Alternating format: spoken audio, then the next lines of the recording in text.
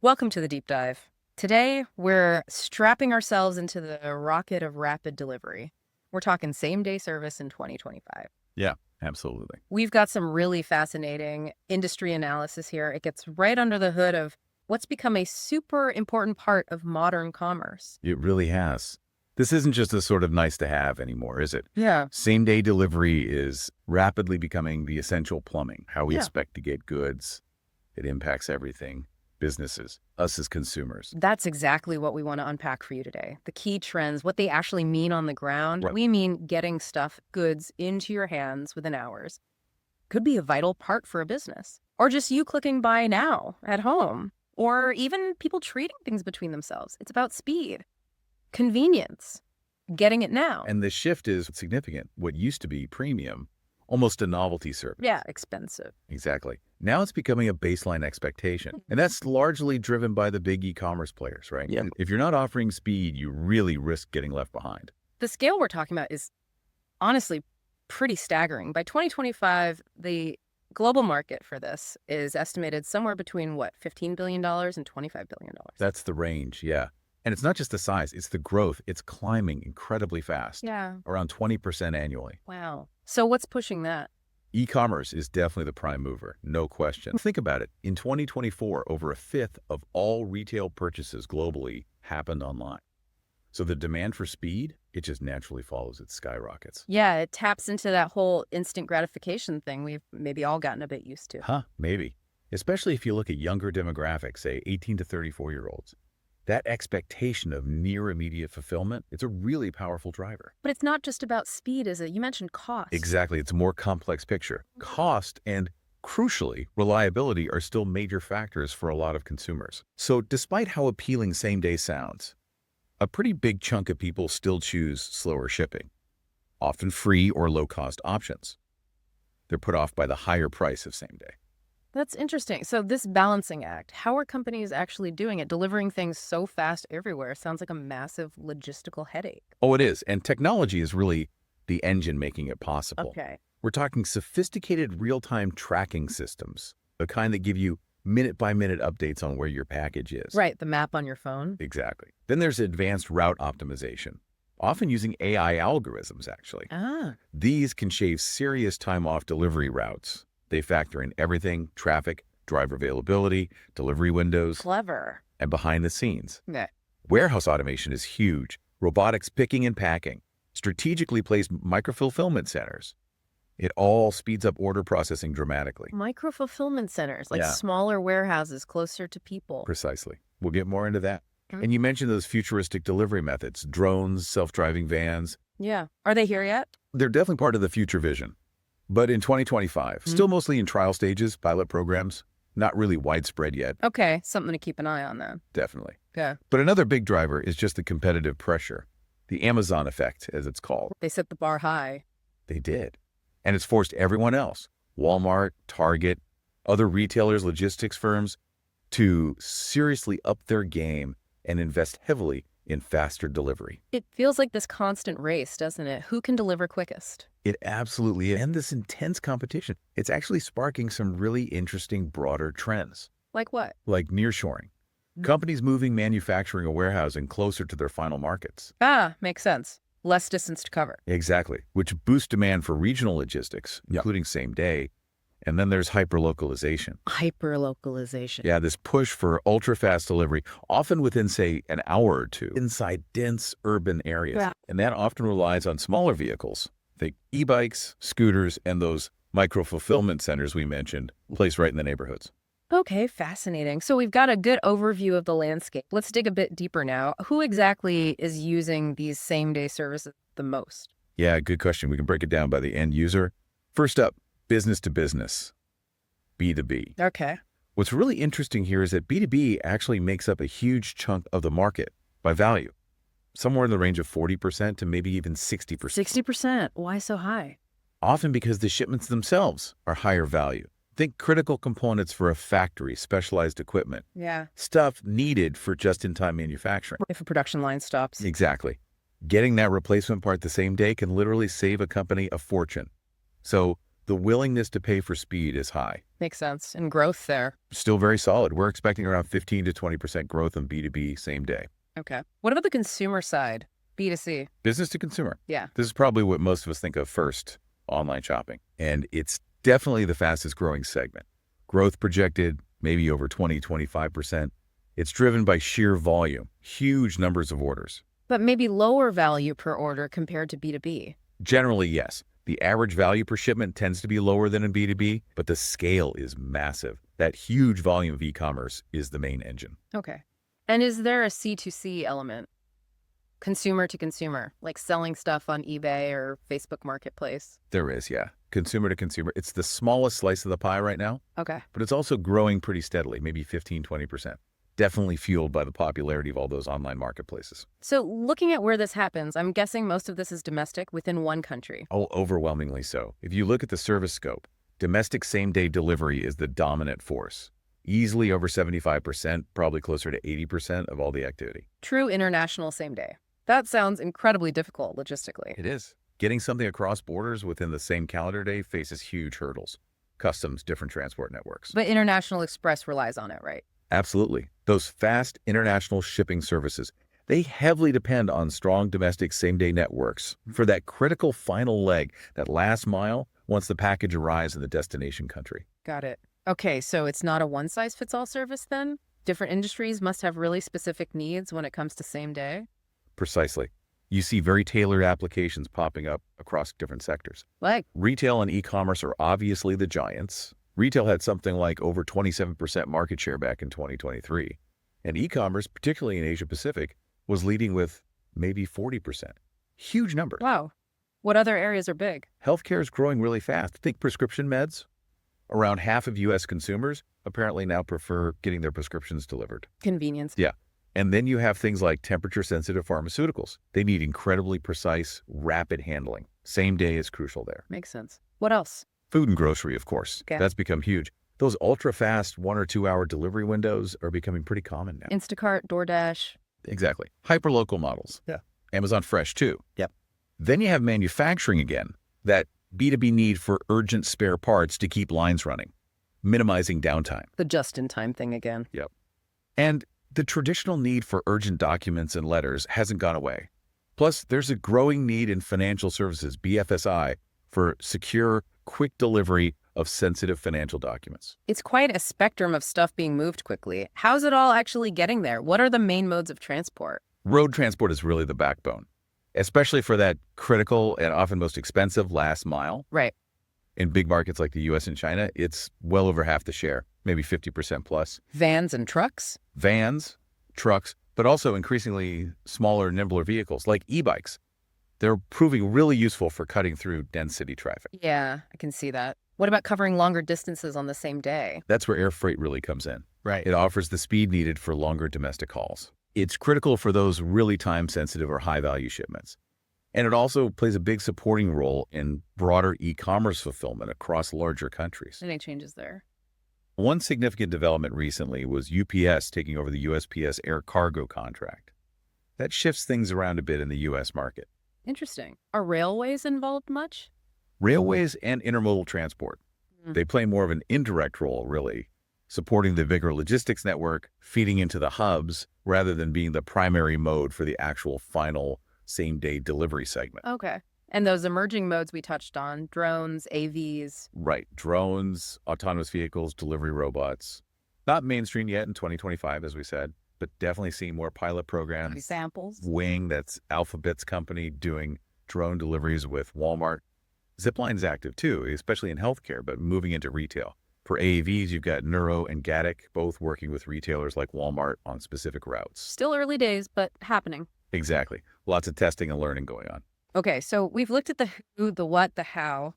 Let's zoom in geographically now. How does this all look in, say, North America? North America, especially the U.S., is a very mature, very large market. We mentioned the size, around $10-11 billion in 2025. That's over a third of the global share. Wow. E-commerce penetration is really high. Canada's very high too, around 78% or so. Yeah, it definitely feels like fast delivery is everywhere here. It is, and the competition is intense. You've got the big logistics players, FedEx, UPS, battling it out with the giant retailers, Amazon, Walmart, Target, who are building their own massive logistics operations. Oh, everyone's in the game. Pretty much. It's also a real hub for innovation. A lot of those drone and AV pilots are happening here. But there are challenges too. Yes. Higher operating costs compared to some regions. Yeah. And ongoing battles over gig worker regulations. Think California's Prop 22 and AB5 situation. That creates uncertainty. So growth might be a bit slower. Relatively speaking, yes. Growth in North America is expected to be more moderate, maybe in the 6-10% range. Still growing, but not as explosively as some other regions. Okay. What about Europe? Across the Atlantic?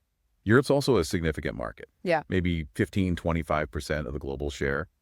And strong e-commerce growth there too. But different challenges. Very different regulatory landscape. It's heavily shaped by quite stringent rules, particularly the urban vehicle access regulations, UVARs, and low emission zones, LEZs. Ah, the clean air zones. Exactly. There are over 320 LEZs across Europe, and they're getting stricter. This is forcing companies to invest heavily in electric vehicle fleets just to operate in city centers. That must be a huge cost. It's a major investment, yeah. Plus, the EU is moving forward with its Platform Work Directive. The gig worker thing again? Yes, it's likely to lead to more gig workers being classified as employees, which could significantly increase labor costs for platforms. So regulations are a big factor. Who are the main players there? You've got giants like DHL, very strong domestically and internationally. Plus, many countries have very well-established, efficient national postal services that are also competing hard in the parcel space. And growth prospects. Pretty strong, despite the regulations. Yeah. Expected growth around 15-20%. Okay, now let's shift to what you call the powerhouse. Asia Pacific. China, especially. Yeah, this region is really the engine of global growth for same-day delivery. It's the largest market and the fastest growing. China's share is huge, right? Massive. China alone accounts for maybe a quarter, 25% of the entire global same-day market. Their overall CEP market, Courier Express parcel, was already around $50 billion in 2024. Just enormous scale. What's driving that incredible expansion? It's a combination of factors. Absolute massive e-commerce market, obviously, rapid urbanization bringing more people into cities, rising incomes, and really widespread adoption of digital tech, mobile payments, everything. And strong local companies. Very strong regional players dominate.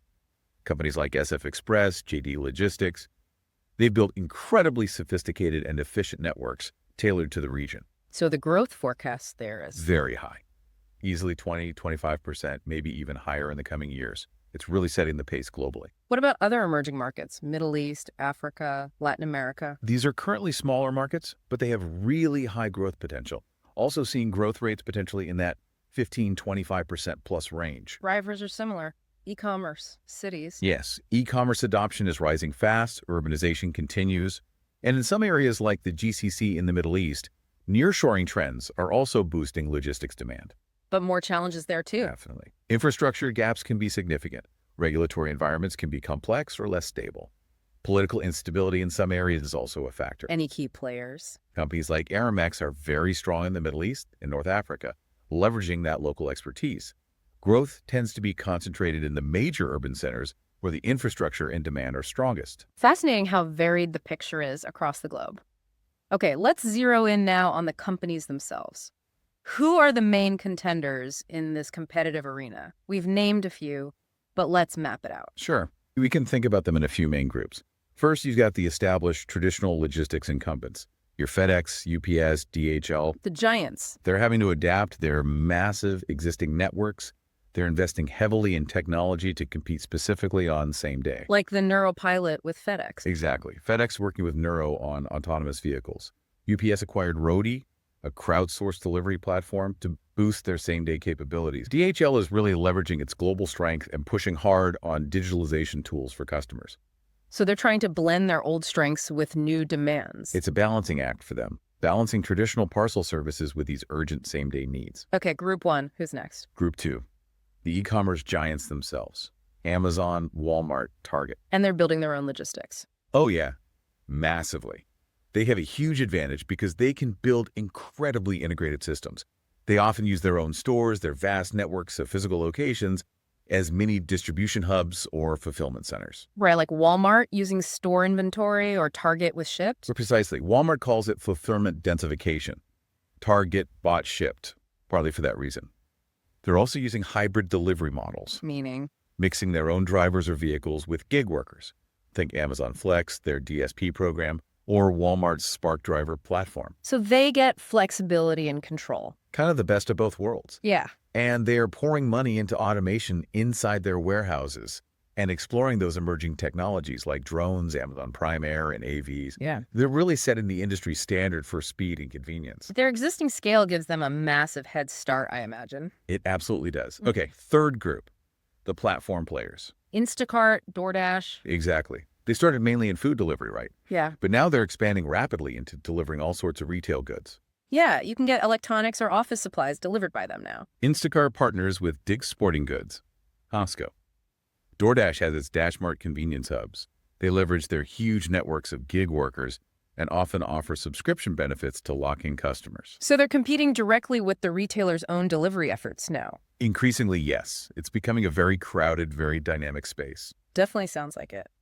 Any other groups? One more, the regional champions. Ah, the strong local players we mentioned. Exactly. Companies like Aramex, dominant in the Middle East, North Africa, and parts of Asia, and SF Express in China and wider Asia. What's their edge? Deep local knowledge, strong established regional networks.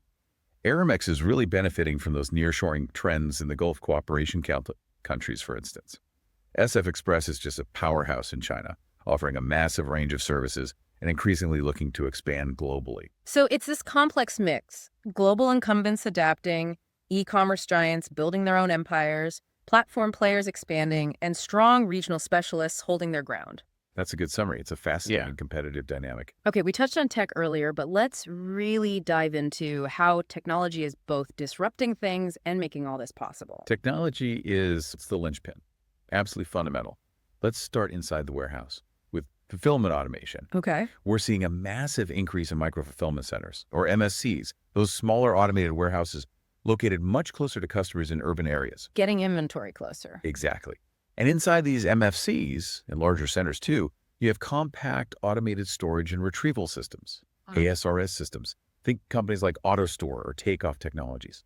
Plus, lots of robotics. Robots picking orders? Yes, autonomous mobile robots, AMRs. Automated guided vehicles, AGVs. Companies like Geek, plus Locust Robotics, Amazon Robotics itself, they dramatically speed up picking, packing, sorting, the whole process. And that market's growing fast. Incredibly fast. The overall warehouse automation market is seeing double-digit growth, maybe 14, 15% CAGR, AMR specifically, something like 32% growth. Huge demand. So the key to speed is positioning inventory close, then automating the heck out of the fulfillment process in those local hubs. That's a big part of it, yes. And then layered on top of all that is artificial intelligence and machine learning, AIML. How's that being used? Everywhere, really. Optimizing those delivery routes in real time, like we mentioned. Factoring in traffic, weather, delivery density. Okay. Also, much better demand forecasting.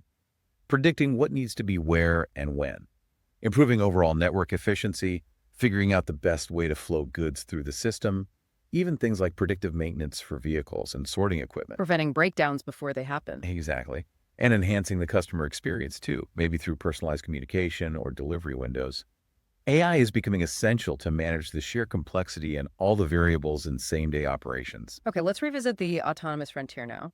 Drones and self-driving vehicles. Where do they really stand in 2025 for same day, realistically? Okay, autonomous vehicles, AVs, lots of potential long-term, obviously. But their actual impact on mainstream same-day delivery in 2025, still pretty limited. Mostly pilots. Mostly focused pilot programs, yes. We mentioned Nuro and Gatik working with Walmart on specific B2B or B2C routes.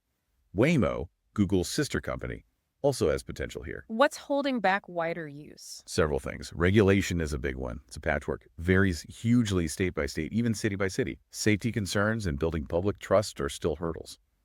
And the development and deployment costs are still very high. Even level 4 autonomy, which is the goal for many of these, often still needs human oversight in tricky situations. So, exciting progress, but not quite prime time for delivering everything everywhere yet. Not quite yet. What about drones? Yeah, where are they at? Drones are arguably making a bit more headway, but in specific niches. We're seeing more approvals for beyond visual line of sight BVLOS operations. Which means they can fly further without someone watching them directly. Exactly. That's crucial for making delivery practical. Companies like Wing, Zipline, Flytrex are actively deploying drone delivery services now, What are they delivering? often focused on specific zones, maybe suburban areas, and usually lighter weight packages, medications, small retail items, maybe some food items. Still limitations, though. Oh, yes. Safety protocols are complex, especially in dense areas. Public acceptance is still developing. Weather is a big factor, wind, rain, and payload capacity is limited. You're not getting a large grocery order by drone in 2025. Okay. So useful in certain scenarios, but not a general replacement for vans yet. Not yet. It feels like we're on the cusp of a bigger shift, but there are still real hurdles for widespread autonomous delivery, both ground and air. Makes sense. But one area of tech that is fully here and critical right now. Is connectivity and real-time visibility platforms. These are absolutely essential, the digital backbone of modern same-day operations. What do they enable? Everything. Precise tracking of every single package. Efficient fleet management, knowing where all your vehicles and drivers are.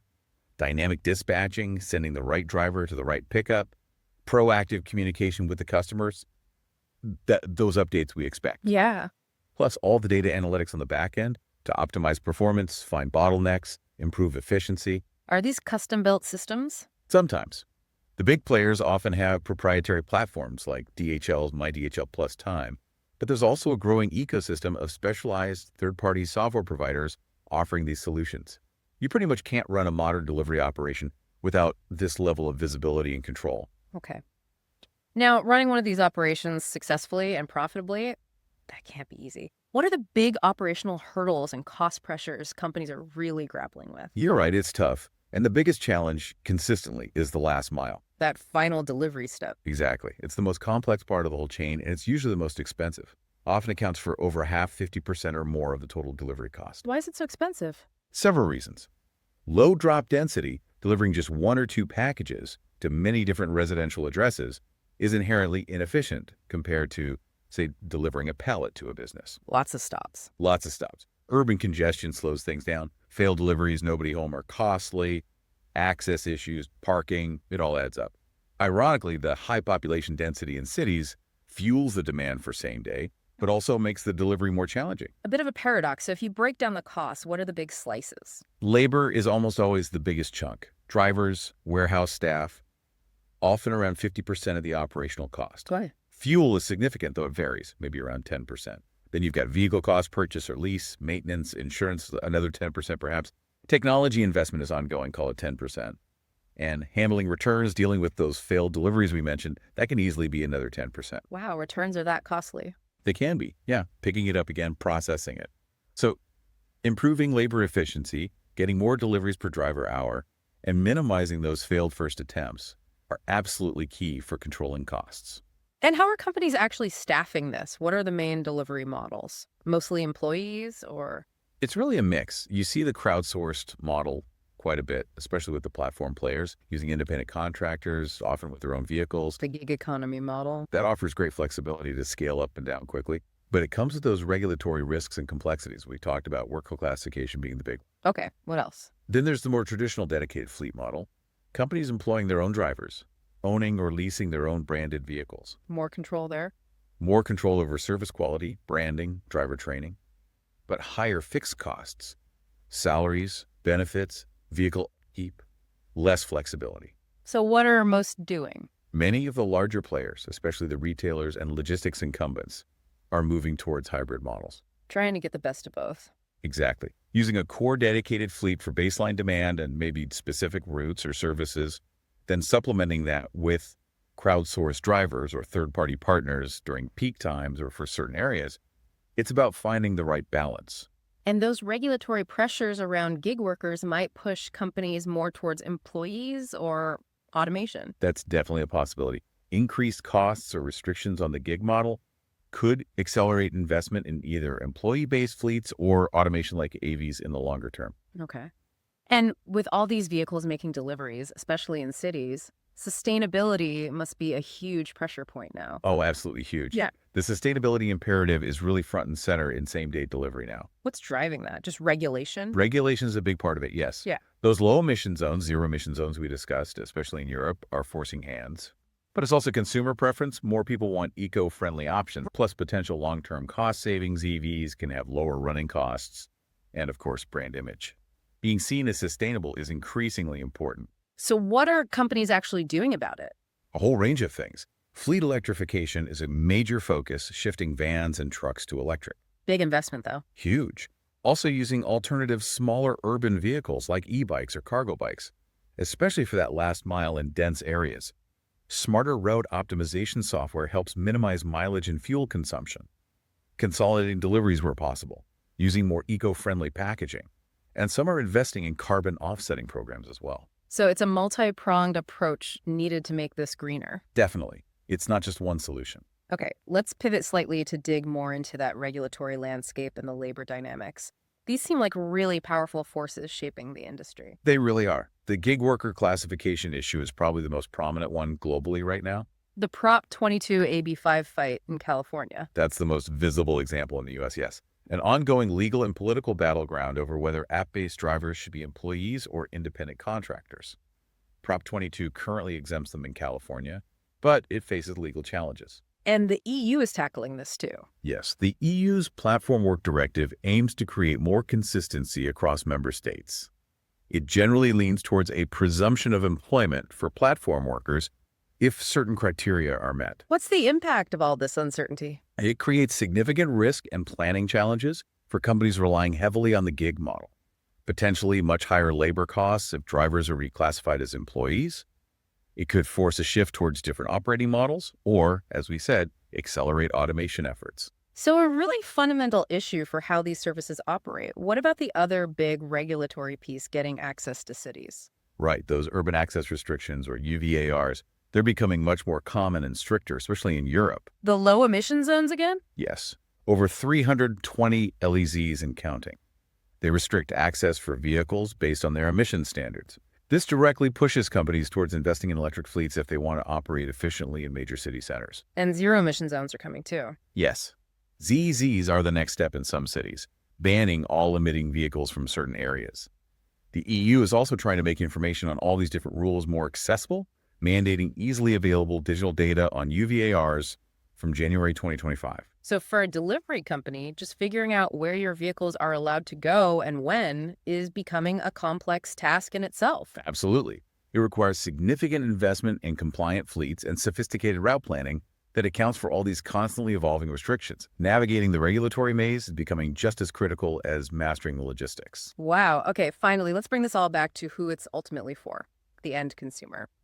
What do they really want and expect from same-day delivery in 2025? The core tension is still there.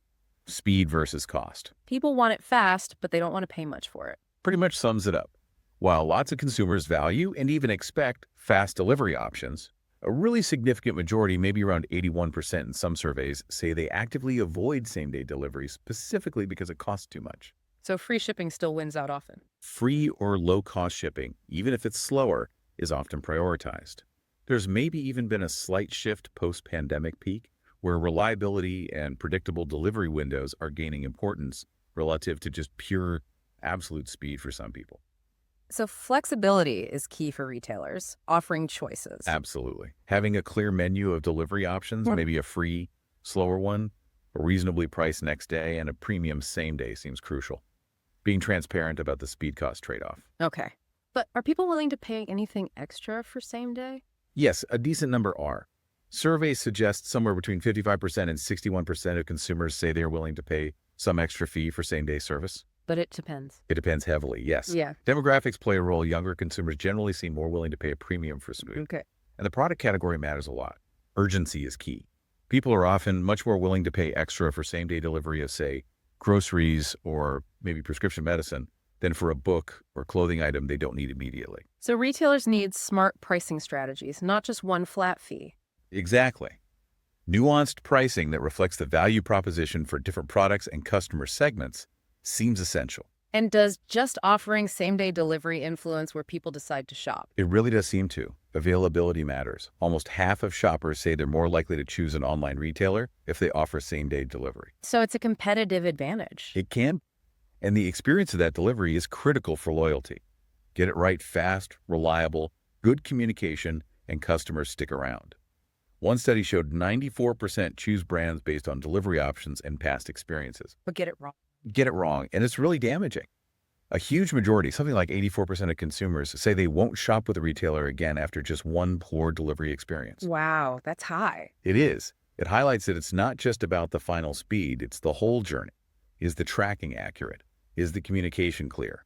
Was the handover smooth? Reliability and the overall experience build trust or destroy it. So speed is table stakes almost, but the quality of the entire delivery experience is what builds loyalty. That seems to be the key takeaway for retailers, yes. This has been incredibly insightful, a real deep dive into this very complex and fast-moving world of same-day delivery in 2025. It's fascinating space. So just to summarize the key points, we're looking at a huge and still rapidly growing market, fundamentally driven by e-commerce momentum and our rising expectations as consumers for speed and convenience. But facing real headwinds too. Significant operational challenges, especially that last mile, cost pressures, and a really complex evolving regulatory environment. Right. Technology is clearly a massive enabler, the automation, the AI, the tracking, but making it all work profitably and sustainably. That requires a really clever, nuanced approach, balancing speed, cost, and that growing environmental responsibility. Hopefully you listening now have a much deeper understanding of all the forces shaping this really dynamic and crucial part of our modern economy. Absolutely. And it really leaves you thinking, as technology keeps advancing, AI gets smarter, maybe drones and AVs become more common, and our expectations as consumers continue to shift. What's going to be the next table stakes in delivery? What will we just expect as standard in 5 years? And how might that further change our whole relationship with shopping and commerce? Definitely something to ponder. Yeah. Thanks for joining us for this deep dive.